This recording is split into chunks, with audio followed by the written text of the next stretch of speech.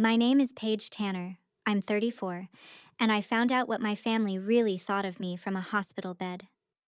6 weeks earlier, I had given birth to a daughter, Nora.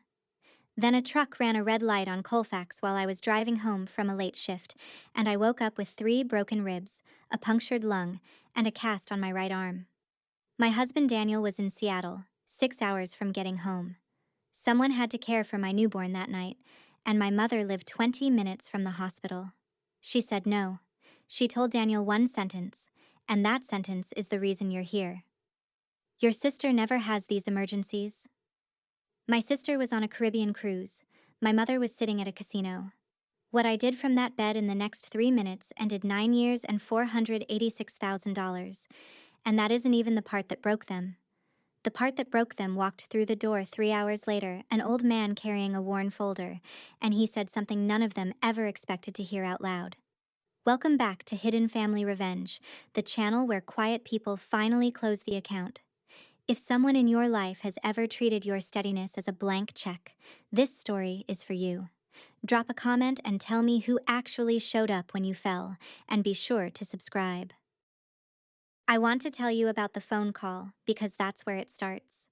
I came up out of the anesthesia in a curtained bay in the ER, and the first thing I felt was the cast, heavy and foreign, on my right arm, and the plastic ID band cinched around my left wrist. A nurse was saying my name like she'd said it a few times already. My ribs felt like someone had parked a sedan on my chest.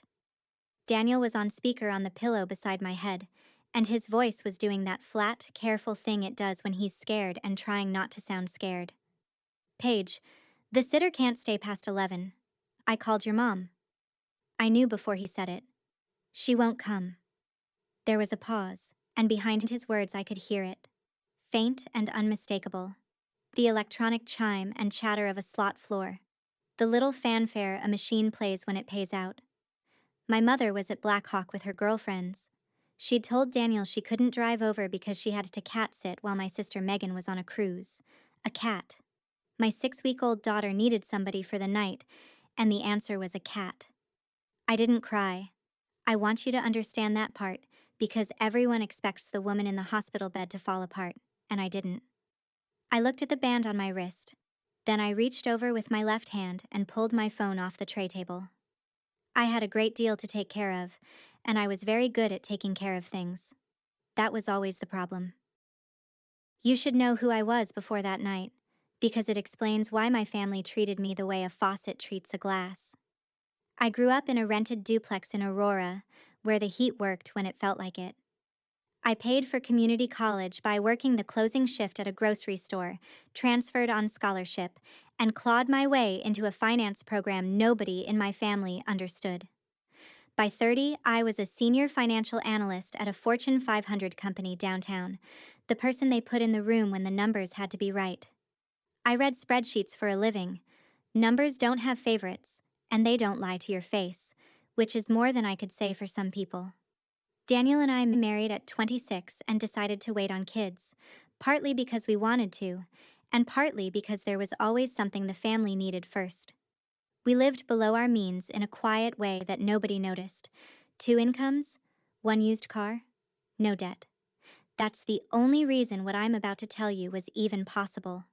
For 9 years, I had been sending my parents $4,500 a month.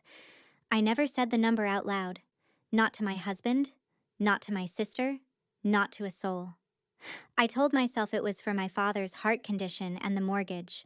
I told myself I was the only one steady enough to carry it, and being the steady one had become its own kind of identity. I'm telling you this now so you understand. I wasn't naive. I was responsible to the point of self-erasure. There is a difference, and that night I finally learned it. The first thing I did was not revenge. The first thing I did was solve the actual problem because that's what I do. With my left thumb, I pulled up the number for a licensed overnight care agency Daniel and I had vetted before Nora was born and never ended up using. A woman answered on the second ring. I told her my name, my situation, and my address in 9 sentences, calm as a Tuesday. I need a night nurse for a 6-week-old tonight, starting now. She asked if the baby was medically stable. She's perfect. I'm the one in the hospital. 40 minutes later, a nurse named Yvette let herself into my house with the code Daniel gave her, washed her hands, and texted me a photo of Nora asleep with her fist against her cheek. I looked at that photo for a long time. The ER nurse beside me watched me set the phone down and asked, gently, if I had family who could come. It's handled, I said. Next. She blinked. People always blink when you don't perform the breakdown they're braced for. I wasn't being cold. I was triaging, the way you do when you've spent your whole life being the only adult in a room full of adults. My daughter was safe and warm and watched. My husband was in the air. My ribs would knit. There was exactly one item left on the list that night, one I had carried for 9 years and never once allowed myself to touch, and now my left hand was free, and my mind was very, very clear. I opened my banking app. The login screen glowed in the dark bay like a small, cold moon. Inside the app, there's a screen called Recurring Transfers, and I had 4 of them. I knew them by heart the way you know a scar. The first was labeled Mom and Dad, $2,000 a month. The second said Home, $1,100, for the mortgage I believed I was helping with. The third said Dad Medical, $900. The fourth just said Megan Support, $500, $4,500, on the first of every month, for 108 months. I had set the first one up at 25, the night my father called me sobbing about a hospital bill, and I had never let myself add up the total because the total felt like a door I couldn't walk back through. So I made myself look. The app did the math without flinching. $486,000. Almost $500,000, gone out of my life one quiet automated payment at a time, while my mother told the relatives we manage on our own. I pressed cancel on the first transfer. A green check appeared and a line of text I will remember until I die. Recurring transfer canceled. I pressed the second. Recurring transfer canceled. The third. The fourth. 4 taps, maybe 20 seconds, and 9 years simply stopped, the way a faucet stops. I felt no triumph and no grief, just a strange flat clarity, like the moment a spreadsheet finally balances. Then, as I was closing the app, my eyes snagged on something in the transaction history I'd never scrolled to before. A single line item buried under the Dad Medical label from 2 years back. It read, Loan, M, $40,000. My sister's initial. Not my father's surgery. Megan. I locked the phone and lay there in the dark listening to the monitor count my heartbeats, and I made myself sit with the question I'd avoided for 9 years. Why had I done it? The easy answer, the one strangers offer, is that I was a pushover desperate for love. That answer is wrong, and if you've ever been the dependable one, you already know why. I did it because somewhere along the way, I had decided that being needed was the same as being safe. If I was the load-bearing wall, no one could remove me. My grandmother understood that about me before I did. Her name was Ruth, my mother's mother, a tall, flinty woman who smelled like coffee and machine oil and never once raised her voice to get a room's attention. The year before she died, she took my hand at Thanksgiving and said, "Somebody has to watch this family's money, and your mother won't. So it'll have to be you." I thought she meant be generous. I think now she meant something closer to be vigilant. Ruth passed last spring quietly, in her sleep, and I had been too buried in a new pregnancy and a demanding quarter to ask what she'd left or to whom. I assumed my mother had handled it, the way I assumed my money was buying my father's medicine. I had spent a lifetime assuming the best about people who had never once earned it, and calling that assumption love. Lying in that bed, with my daughter 40 minutes away in a stranger's careful hands, I finally understood that I had been funding a story about my family, not the actual family. The actual family had just chosen a cat. Daniel called again from his layover, and this time he told me everything my mother had said, word for word, because he knew I would want it word for word. He had called her at 9, explained that I was in surgery and the baby needed someone, and asked her to please just drive the 20 minutes. She had sighed, he said, the long theatrical sigh she uses, and told him she really couldn't. Megan was finally getting her dream vacation, and someone had to watch the cat.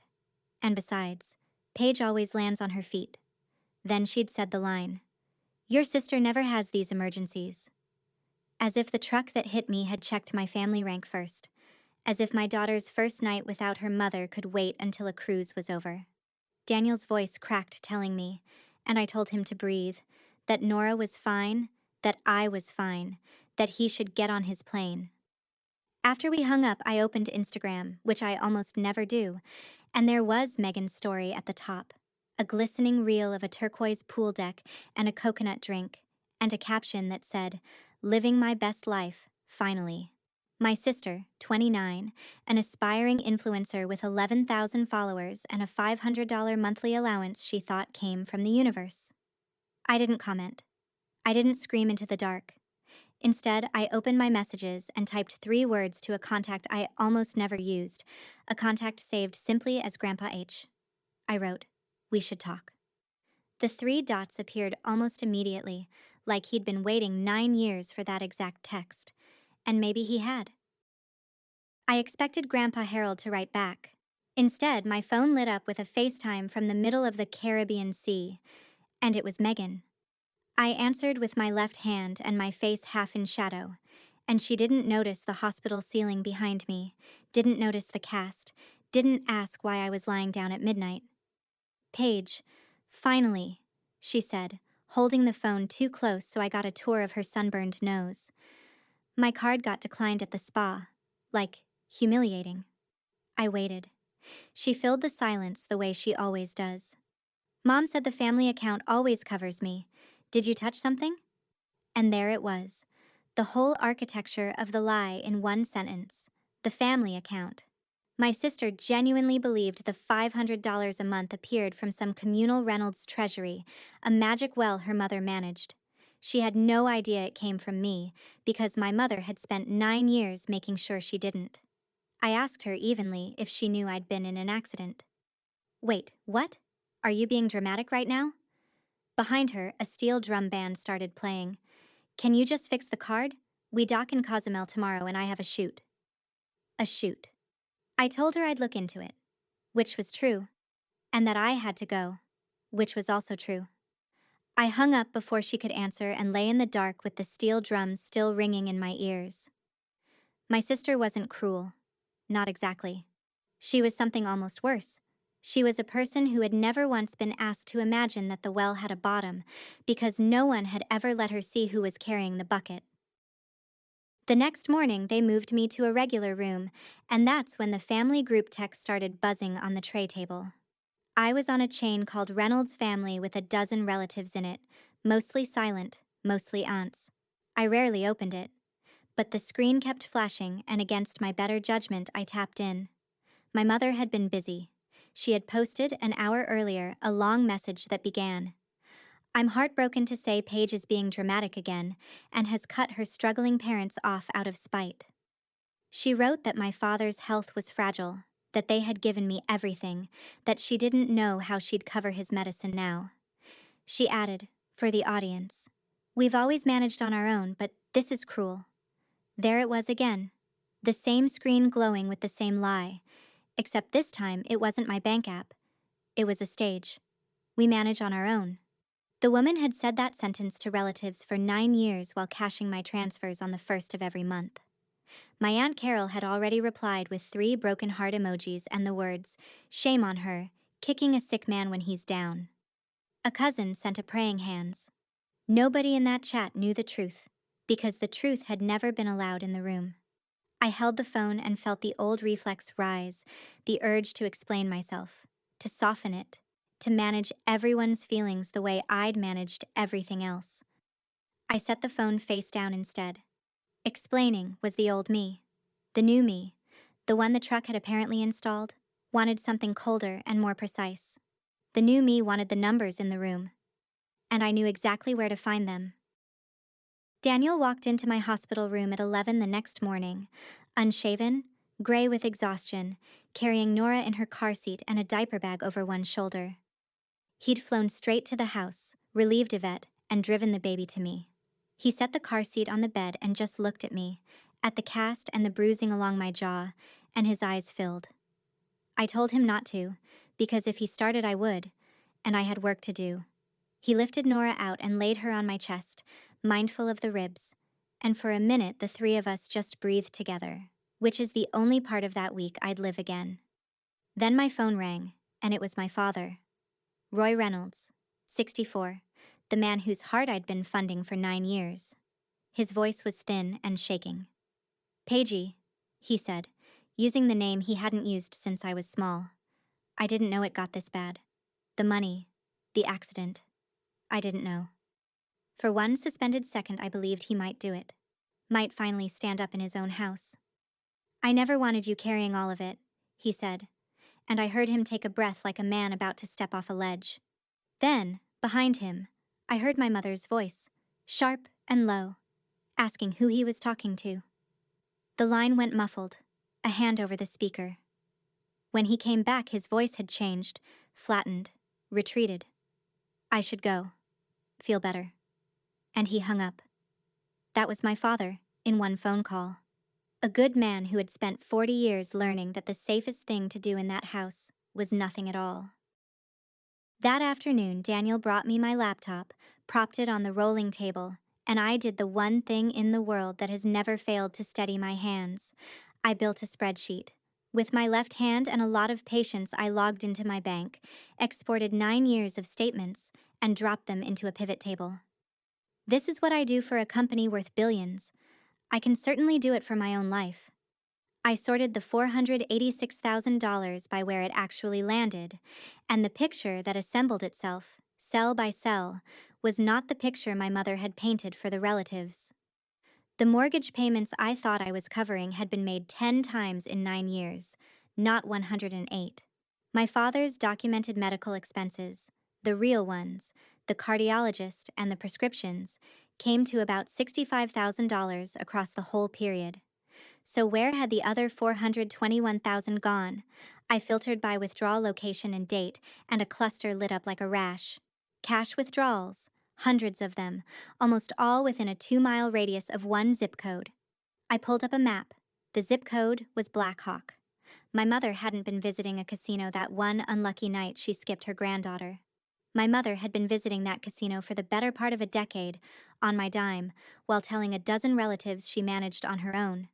And a second, smaller stream branched off and ran somewhere else entirely, steady and deliberate year after year. I followed it. It led to Megan. I sat back as far as the ribs allowed and let the numbers say it, because numbers, unlike my family, have never once lied to me. "I'm going to give you the exact numbers because I want you holding them the way I held them, because everything after this turns on them. Out of $486,000, $65,000 could be matched to my father's real medical care. $11,000 had touched the mortgage. That left roughly $410,000 unaccounted for, and it split into 2 rivers. The first river, about $290,000 over 9 years, was cash, pulled in small, dignified amounts near Black Hawk, so no single withdrawal would ever look like a problem. The second river ran to my sister, around $120,000, including that $40,000 line-marked loan, M, that had been filed under my father's surgery to hide it inside the only category nobody questioned.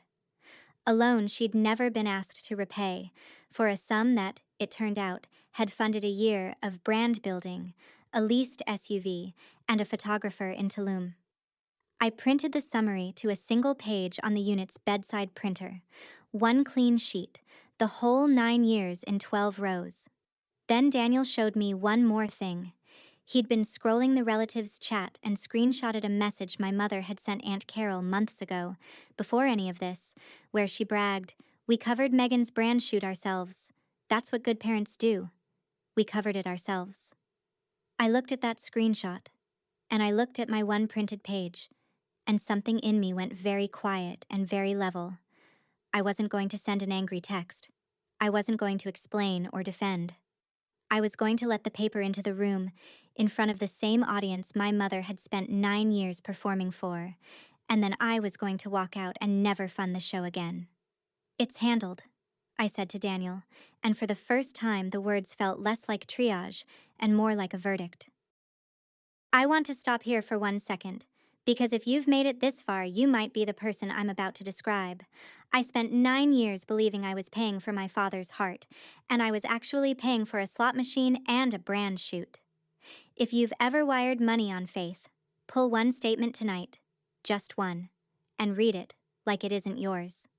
If this is hitting close to home, subscribe, because the next part is where my grandfather walks through that hospital door, and what he said on the bed changed everything I thought I knew about my mother. My mother discovered the transfers had stopped the way she discovered everything when it cost her. The first of the month came, no deposit landed, and by noon my phone was ringing with her name on the screen. I let it go twice. The third time I answered, because avoidance was the old me. Her voice came through warm as fresh pie, the voice she uses on relatives and waiters. Honey, are you okay? We've been worried sick about you and that baby. Worried sick. The woman who chose a cat. I said I was recovering, thank you. There was a pause while she repositioned, and then the warmth curdled by degrees into something I'd been hearing my whole life. I noticed the account didn't come through. Is that a mix-up with the bank? I told her it wasn't a mix-up. Silence. Then the guilt, right on schedule. After everything your father and I did for you, we took you to every practice. We kept a roof over your head. I let her run. She circled back, the way she always does, to the one weapon that had never failed her. And she said it again, softer now, almost wounded, as if I were the one being unreasonable. You know your sister never has these emergencies. And there it was, the third time I'd heard that sentence in 3 days, except this time I didn't flinch, and I didn't explain. I simply said, I know, Mom, and let the words mean something she didn't intend. Megan never had emergencies because Megan had me, and now Megan had a declined card and a leased SUV she couldn't afford. I told my mother I had to feed the baby, and I hung up while she was still talking, which I had never once done in 34 years. When the mother fails, she sends the aunt. That afternoon, Aunt Carol texted me directly, which she'd done maybe twice in my adult life, both times to ask for money for a raffle. Her message was a paragraph of borrowed outrage. I am disgusted. Your parents are barely getting by and you cut them off while your father is sick? Your grandmother would be ashamed of you. Family takes care of family. I read it twice, and the line about my grandmother almost got me, because Ruth was the one person in that family I'd never wanted to disappoint. Then I remembered Ruth's actual words. Somebody has to watch this family's money, and your mother won't. And I understood Carol had it exactly backwards. So I didn't write a paragraph back. I didn't defend myself or cry or apologize. I attached the single page, the one with 12 rows and 9 years on it, and I typed one sentence beneath it. Here's where the money your sister-in-law says she manages on her own actually went. The Black Hawk withdrawals are hers. Ask her. Then I put the phone down and changed Nora's diaper. One-handed, with a calm I hadn't felt in a decade. The phone buzzed once, the little ellipsis of Carol typing. Then it stopped. Then nothing. No reply came. Not that hour. Not that day. I imagined her sitting in her kitchen reading 12 rows of numbers she couldn't argue with, because that's the thing about a spreadsheet. You can call a person dramatic, but you cannot call a column of withdrawals dramatic. It simply sits there, being true. I had spent my life managing this family's feelings. It had never once occurred to me that the kindest, hardest thing I could do was hand them a fact and let them sit with it alone. My mother is many things, but she is never out of moves. When the warmth failed and the aunt failed, she reached for the one stage she controls completely. She called a family dinner. The invitation came as a group text to the whole Reynolds chain, framed in her best wounded matriarch register. Let's all gather Sunday to welcome baby Nora and clear the air as a family. Paige, I hope you'll come and we can put this misunderstanding behind us.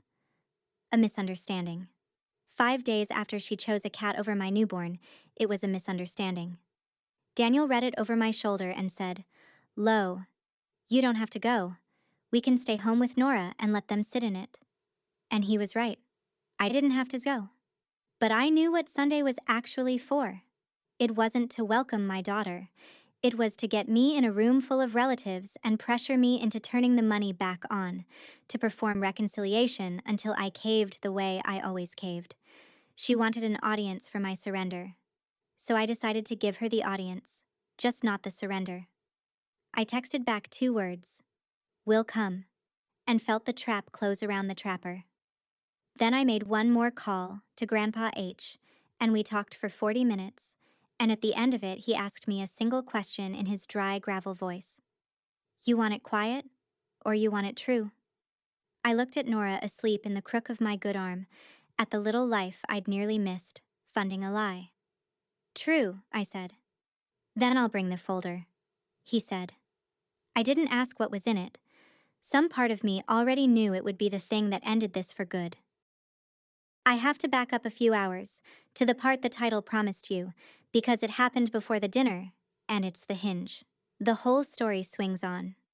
3 hours after I canceled those transfers, the night of the accident, while Daniel was still in the air, my hospital room door opened slowly and my grandfather walked in.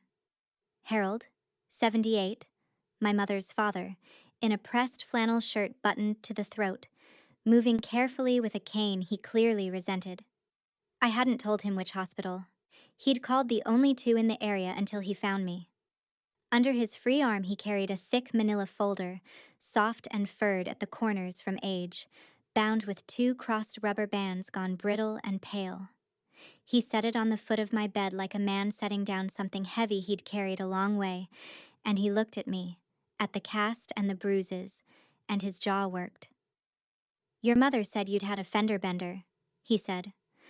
I drove past 3 exits before I believed her. Then he sat in the vinyl chair, folded his spotted hands over the head of the cane, and said the thing I will hear in my head for the rest of my life. I knew. I always knew. I asked him what he knew. He looked at the folder, not at me. "About the money, all 9 years of it. About where your mother's been spending her afternoons. About what she told this family while you bled yourself dry." He tapped the folder once. "Not tonight, though. You've got enough tonight. We'll do this proper, in front of everyone, where she can't squirm out the side door." And he was right. Some truths only count if they're told in a full room. Before he left that night, Harold gave me one piece of it, because he said I shouldn't walk into Sunday blind. He told me about my grandmother. Ruth, his wife of 51 years, had not simply slipped away peacefully the way I'd been told. In her last year, she'd grown suspicious. She'd noticed my mother's spending, the new car, the casino talk she didn't bother hiding anymore, and she'd started asking quiet questions about where the family's help was really coming from. She'd cornered Harold one evening and said, "Somebody is keeping Linda afloat, and it isn't us. Find out who." It took him a while. He's old, and the bank wasn't keen to talk to him, but Harold spent 40 years managing a cattle operations books, and he knows how to follow a number. He found me. He found 9 years of a granddaughter quietly wiring her whole margin into a hole her mother kept digging. "Ruth wanted to fix it before she went," he said. "She ran out of time, so she did the next best thing." He wouldn't say more than that, not yet, but he told me Ruth had spent her last clear months with a lawyer, and that whatever she'd set in motion had her signature on it and his, and that an attorney in Boulder believed it would hold. "In this state," Harold said, "a trust like the one Ruth and I made can be set up the way we set it, and it does what we told it to do." He stood, gathered the folder back under his arm, and paused at the door. "She wasn't ashamed of you, Paige. Whatever your mother says Sunday. Your grandmother trusted you with everything. That's why she chose you." Then he was gone, and I didn't sleep at all. The day before the dinner, Harold came by the house to check on me, and I asked him the question that had haunted me my whole life. Why Megan? Why had my mother spent 30 years treating one daughter like a prize and the other like a utility? He was quiet for a while, turning his coffee cup. "You have to understand how Ruth raised her," he said, and I braced, because I loved Ruth and didn't want her complicated. Ruth was a hard woman. Fair, mostly, but hard. And she had a favorite, and it wasn't your mother. It was your Uncle Danny, God rest him. Linda grew up being the one who managed things while Danny got the love. I felt the floor tilt, because I knew that role. I had lived that role. So when Linda had you, Harold went on, and you turned out steady and quiet and capable, just like she'd had to be, something in her couldn't stand it. And when Megan came along loud and needy and bright, Linda finally got to be the mother of the favorite instead of the forgotten one. She got to do for Megan what nobody did for her. He set the cup down. It's not an excuse. It's just the shape of it. I sat with that. My mother wasn't a cartoon villain twirling a mustache. She was a woman who had been the unloved load-bearing wall in her own mother's house, and instead of breaking the pattern, she'd handed it down to me and crowned my sister in her own image. The casino, Harold said, was the only place she ever felt like she might win something she hadn't had to earn by being useful. I understood her completely, and I was still done. That night, I decided exactly what Sunday would be, and what it would not be. It would not be a screaming match. I had watched my mother win 1,000 screaming matches. She is a virtuoso of volume, and the moment I raised my voice, I would be handing her the role she wanted, the hysterical, ungrateful daughter, with a dozen witnesses to confirm it. So I would not give her noise. I would give her paper. Here is the asymmetry I want you to notice, because it's the whole key. My mother's only weapons were words, lies told warmly, and guilt delivered on schedule, and a story performed for relatives. My weapons were a single printed page, a screenshot in my husband's phone, and a folder in my grandfather's careful hands. She would shout. I would set down documents. She would perform. I would let the numbers be witnessed. She traded in feeling, and I would answer in fact, in front of the exact audience she'd assembled to shame me. I told Daniel the plan in the kitchen while Nora slept. I'm not going to argue with her, I said. I'm going to show up, set it on the table, and let the paper talk. He asked if I was sure I could stay calm, knowing her. I thought about every dinner I'd swallowed, every check I'd sent, every time I'd managed her feelings instead of stating a fact. I've been calm my whole life, I said. Sunday I just stopped being silent too. Those are different things, and it had taken a truck and a cast and a grandfather with a folder to teach me the difference. I packed the one printed page in Nora's diaper bag, beneath the wipes, where nobody would think to look. Megan flew back from the cruise on Saturday and called me from the airport, and the call told me everything about how little had changed in her world, while mine had been rebuilt from the studs. Okay, so the cruise was kind of ruined, she announced. Before hello. Before, are you all right? I spent the whole time stressed about my card. Do you know how embarrassing it is to get declined in front of people? I held the phone and looked at my daughter and said nothing, which she took as permission to continue. Mom said you had some meltdown and stopped the family money, which, fine, have your feelings. But I have a launch coming and I literally cannot function without the account. So can you just fix it before dinner tomorrow so we don't have to do a whole thing? Fix it before dinner. As if my near death and my newborn's abandonment were a clogged drain inconveniencing her content calendar. I asked her quietly, one question. Megan, where do you think that money comes from? There was a pause. The first real pause I'd ever heard from her. From Mom and Dad, she said. But it came out with a little upward lift at the end, a question disguised as an answer. The first crack of doubt I'd ever heard in my sister's voice. It's a family thing. I told her I'd see her tomorrow and let her work it out on her own, because some bills you have to read yourself before you'll believe them. She didn't know it yet, but she was about to find out who'd been signing her life for 9 years, in a dining room full of relatives, with no card to decline and no story left to hide behind. Sunday we drove to my parents' house, the house with the mortgage I'd believed I was paying, and I sat in the car for a moment in the driveway gathering myself. I still wore the cast, and around my wrist the hospital ID band was still cinched.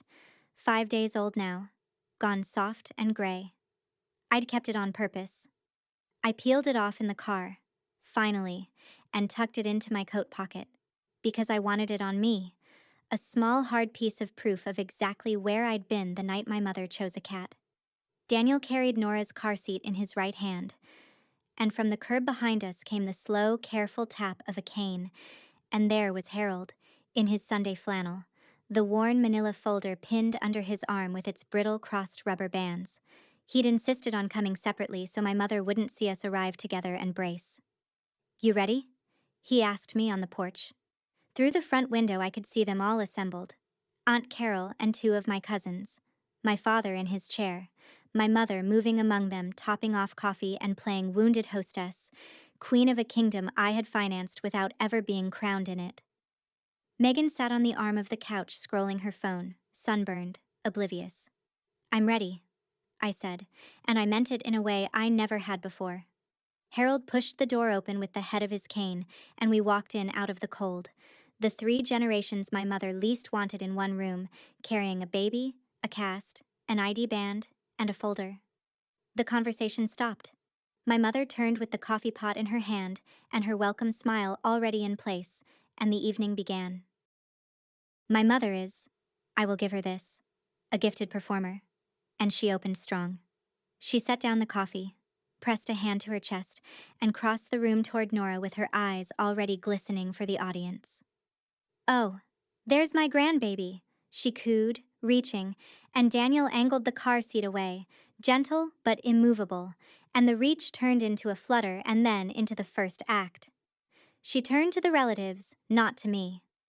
"I am just so relieved we're all here, because this has been the hardest week of my life." Her life.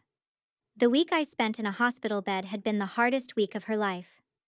She told them, voice trembling on cue, that her daughter had suffered a little accident, thank God, and had used it as an excuse to cut off her struggling parents, to abandon them in their old age out of some imagined grievance. She dabbed her eyes.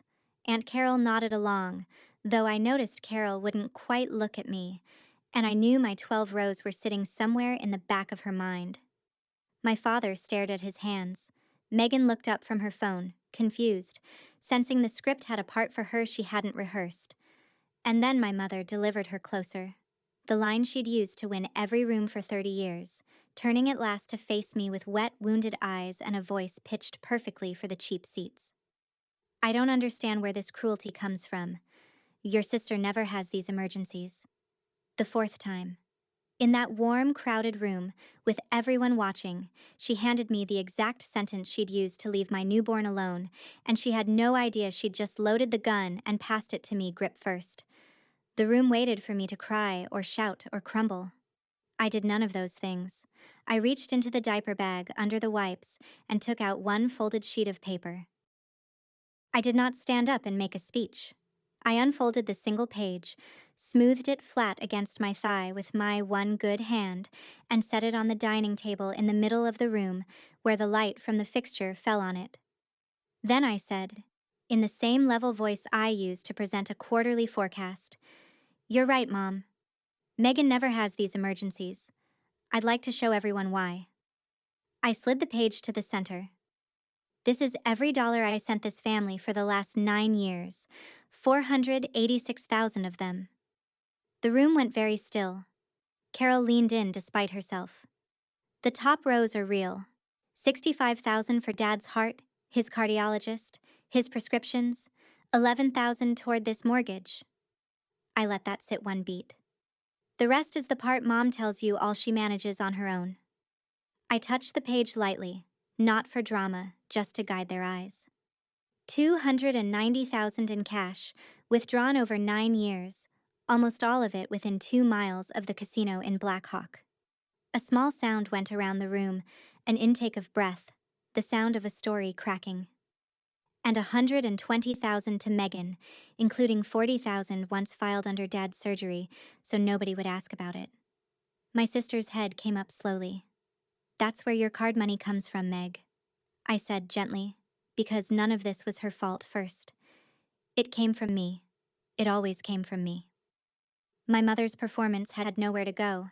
The tears she'd summoned for sympathy were now just tears on a face caught in a full room, and her hand was trembling around nothing. I looked at her and did not raise my voice even a little. "It's handled," I said.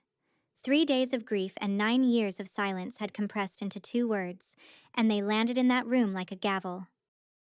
My mother opened her mouth, and I watched her reach for the only tool she had left, which was to call me a liar, a thief, a dramatic, ungrateful child, to bury 12 true rows under a landslide of feeling the way she always had. She got as far as, "That is twisted. You've twisted everything. Your father and I never." And that's when my grandfather set his cane against the table and laid the manila folder down beside my single page. The brittle rubber bands had to be coaxed off. They'd been on so long they'd left grooves. He opened it with the unhurried hands of a man who had waited a year for this exact moment, and he spoke for the first time since we'd come in that dry gravel voice that somehow filled the room more than my mother's tears ever had. I knew. I always knew. He said it to the relatives, not to Linda. Ruth knew too at the end. She had me trace it. He drew out a stapled document, thick, official, a Boulder law firm's name on the cover page. "This is your grandmother's trust and mine. Last spring, Ruth and I moved most of what we had into it. The land. This house, which sits on our parcel and always has. The accounts." He said it where everyone could see. "It does not go to Linda. Linda doesn't manage a dollar of it." He looked at my mother then, and there was no cruelty in it, only a tired, final clarity. We left it to Paige, and to the baby. "There's a fund for Nora's schooling. The rest is in trust. The way Ruth wanted. Where it can't be gambled away." He tapped the cover. "My attorney says it stands. We made good and sure it stands." My mother's face did a thing I'd never seen it do. The wounded matriarch mask simply fell off, and underneath was raw panic, because the house she was standing in, the kingdom she ruled, the story she'd told for 30 years, had just been handed in a stapled document with 2 signatures to the daughter she'd left in a hospital bed. The room did not look at me. The room looked at her.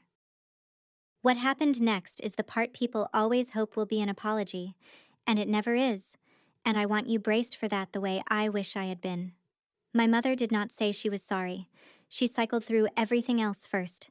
She wept, loud and sudden, and when the room didn't soften, she pivoted to my father. "Roy, are you going to let them do this to me? This was your mess too. The surgery. All of it." My father flinched. For one moment, the same moment I'd glimpsed on the phone, he lifted his head and looked at me, and his mouth opened. And I thought, this is it. This is where he finally stands up. "Paige is right," he said, barely a whisper. "Linda, the casino, you know it's been..." And my mother's head snapped toward him, and the look she gave him was 40 years old, and he stopped. He stopped, and he looked back down at his hands, and that was my father's last word on the subject, and I felt something in me let him go, gently, for good.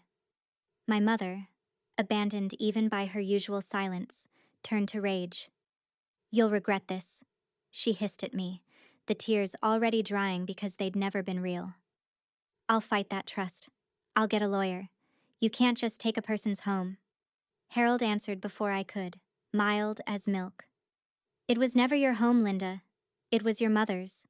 And these things, they almost never go anywhere in court when the paperwork's clean." Almost never. He was careful with the word, an honest man even now. Megan was crying actual tears in the corner, not for me, but in the dawning horror of a young woman realizing the well had a bottom and she'd been standing on the person at the bottom of it. I gathered my page. I had one thing left to do, and it was the easiest thing of all. I stood, slowly, because the ribs still didn't allow for drama even when the moment called for it, and I took Nora's car seat from Daniel and held it on my lap for a second. I reached into my coat pocket and took out the soft gray hospital band I'd worn for 5 days, and I didn't say anything about it. I just looped it once around the handle of my daughter's car seat and let it rest there. A small, ugly piece of proof where I would see it every time I carried her. Not the bank app, not the spreadsheet, not the folder. That little band was the whole story, the night I nearly died and my family checked a cruise schedule. My mother was still talking, threats sliding into pleas now. Paige, honey, we can fix this. We're family.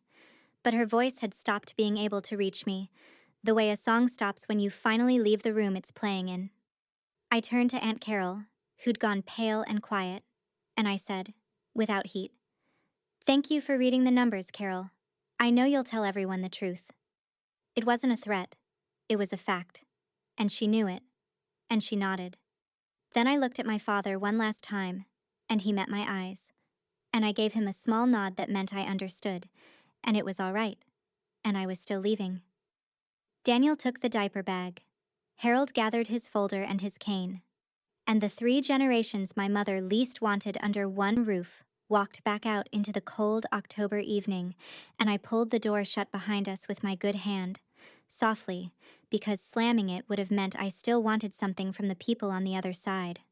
I didn't. The account was closed. Here's how it settled, because I know you want to know. The trust held. My mother called 2 lawyers and both told her the same thing Harold had, that clean paperwork and a competent grantor are very hard to fight, and the threats quietly stopped. She and my father still live in the house, because the trust lets them stay there for their lifetimes. I'm not in the business of putting an old man with a bad heart on the curb, whatever his silences cost me. But Blackhawk no longer runs on my margin, and a casino with no fresh money is just a sad room with carpet. Megan got a job, a real one, at a marketing firm that does not care about her follower count, and the last I heard she was learning, slowly, that a launch you fund yourself feels different than one your sister funds for you. She texted me once, months later, just 3 words. Where'd it go? And I sent her the same single page I'd set on the table, and she never replied. But she also never asked me for money again. Aunt Carol told everyone the truth, exactly as I knew she would, and the family chat went very quiet for a long while. My father calls sometimes, but only ever when he's alone in the car, and I always answer those calls. Yvette the night nurse stayed on 2 weeks while my ribs healed, and she still sends Nora a card on her birthday. And Harold sold his place across town and moved into a little rental 10 minutes from us, where he comes for Sunday dinner and brings the folder every single time and sets it on my bookshelf and says, in case anybody forgets. If there's one thing I learned from a hospital bed and a folder and 4 taps on a banking app, it's this. The people who praise you for being the strong one are usually just naming the person they have quietly decided they will never have to carry. And the day you stop being their bank is the day you finally get to be something better. Which for me was simply a mother to my own daughter instead of a parent to everyone who refused to grow up. That's my story. 9 years, a worn folder, and the truth my whole family buried. If this reminded you to read one statement tonight, or to check who you'd call from a hospital bed, take that as your sign and do it today. If you know someone always cast as the strong one, share this with them. Drop a comment, hit subscribe, and I'll see you in the next one.